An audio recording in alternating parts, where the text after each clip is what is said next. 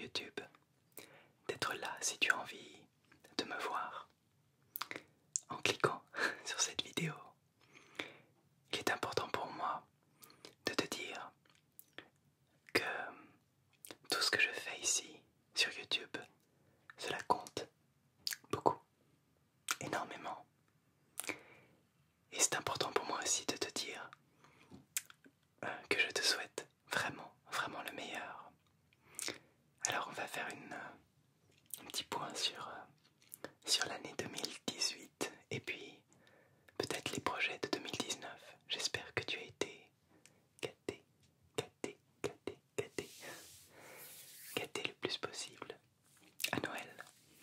Alors, moi j'ai eu des petits cadeaux et j'en profite pour te les montrer, faire un tout petit peu de tapping, toujours, toujours, toujours un peu de tapping.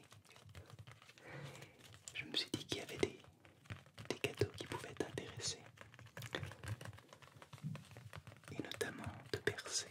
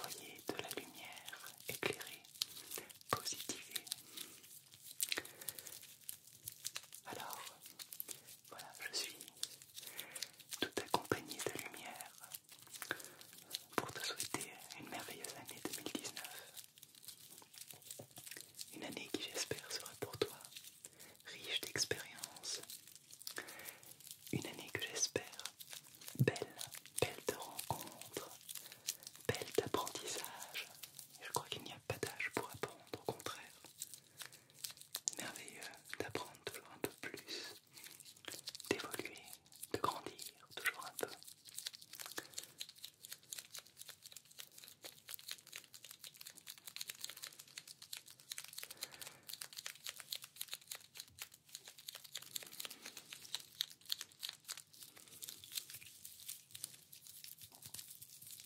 Alors j'aimerais te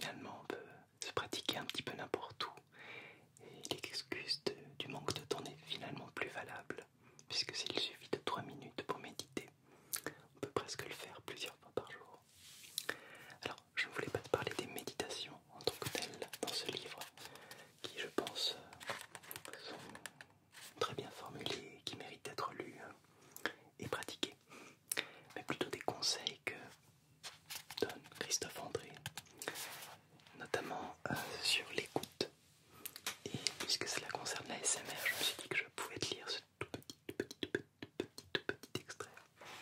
Où que vous soyez, prenez régulièrement le temps d'écouter, juste d'écouter. Soyez simplement une présence, un être vivant qui écoute la rumeur du monde. Et surtout, à chaque fois que vous vous trouvez dans la nature, plongez-vous autant que possible dans cette écoute. Rendez-vous présent à tous ces vieux sons bienveillants de nos racines animales. Chant des oiseaux au bruit des vagues, passage du vent dans les branches, lointains échos de paroles humaines. De paroles humaines. Je trouve ça très beau. Et finalement la SMR, c'est un petit peu ça aussi.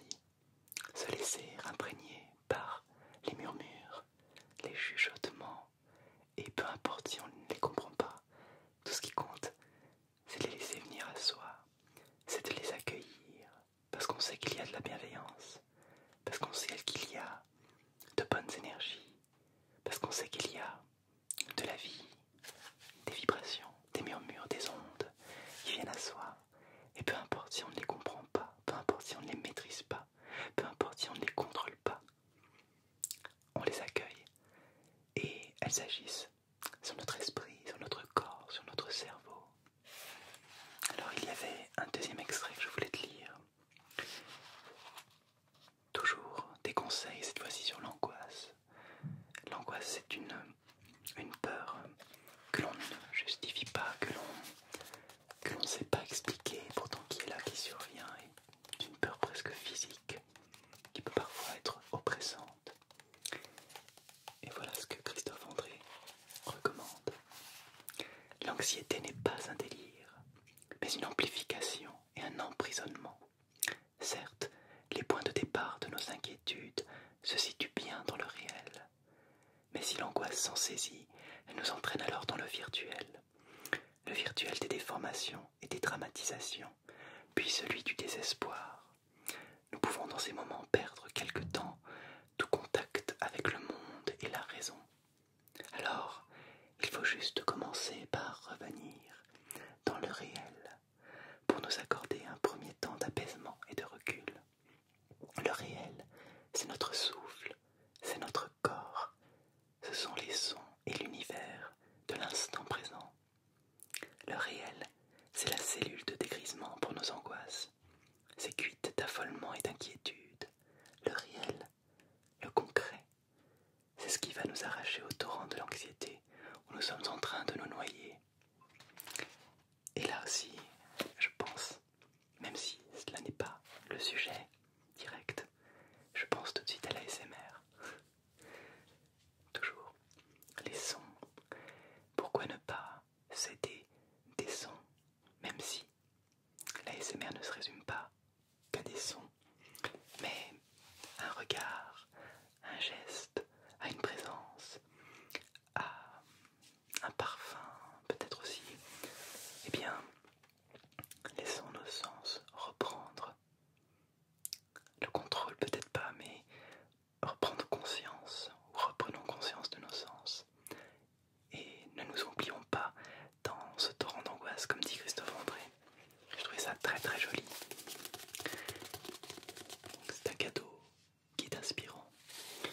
Et là encore, qui peut être très utile en termes de résolution. Parce que la méditation, même si c'est pas totalement étranger à la sophrologie, ça permet étonnamment de bien reprendre conscience du corps.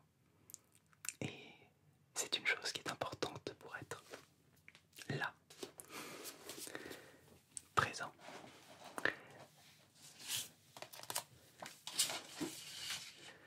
Voilà, ce sont des petits cadeaux. Des petits cadeaux qui offrent des enseignements, qui nous aident à aller mieux, qui nous donnent des outils parfois quand on ne sait plus comment faire, ou on ne sait pas comment agir pour aller un peu mieux.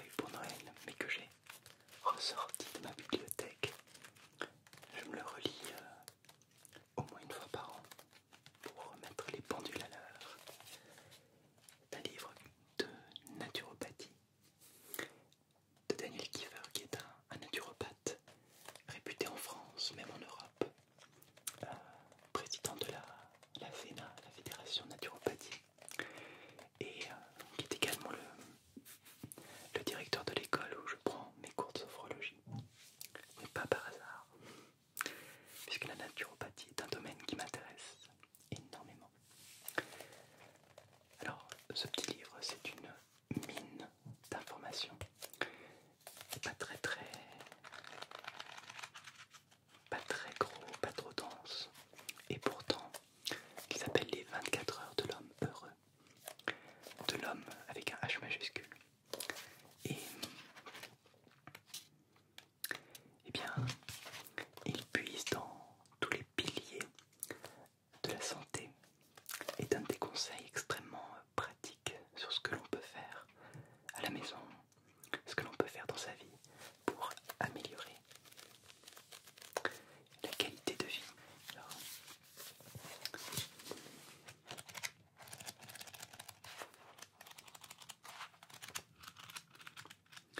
il y a au total 10 chapitres, je crois. La journée de l'homme heureux, le réveil bien évidemment, les ablutions, la mise en forme, exercices respiratoires, des exercices physiques aussi, le petit déjeuner en hiver, le petit déjeuner en été, le vêtement, que faire vers son lieu de travail, que faire au travail, quel type de déjeuner, construction type d'un déjeuner, quelques plus, vers 11 heures et vers 17 heures, les ablutions du soir, les activités du soir, le dîner, la fin de soirée, le coucher et le sommeil sur le plan physique, sur le plan énergétique, sur le plan psychologique, sur le plan spirituel. Il parle aussi de la sexualité, d'autres activités périodiques, l'eau, le soleil, l'argile, les cures saisonnières, l'art, les voyages, les formations, la vie associative et l'engagement biopolitique. Vaste programme. J'aime beaucoup relire ce petit ouvrage bourré de conseils.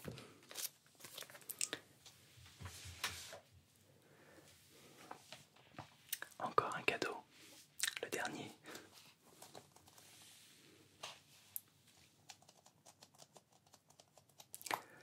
Alors j'ai eu un véritable coup de cœur pour l'exposition à Paris, à la Gaîté Lyrique de Assassin's Creed. Et j'ai eu notamment un coup de cœur pour cette version du jeu Assassin's Creed Unity qui se passe à Paris. Paris en 1789. Toute la ville est plongée dans le chaos et la terreur. Rejoignez la confrérie des assassins et découvrez les vraies forces qui agissent dans l'ombre de la révolution. Alors, c'est incroyable le travail de recherche qui a été fait, même s'il y a des petits anachronismes, des petites erreurs, notamment la guillotine qui est placée sur le parvis de Notre-Dame, ce qui n'a pas eu lieu ainsi à l'époque. Mais entendre le son, les bateaux, les gens dans les rues, entendre ce qu'était Paris en 1789, redécouvrir tous ces détails, se déplacer dans un décorum de l'époque, ça demande un énorme travail de recherche et souvent il faut au moins 6 ou 7 ans pour les concepteurs de ce jeu Ubisoft pour réaliser, pour concevoir, pour penser Assassin's Creed. Et l'exposition est extrêmement bien faite.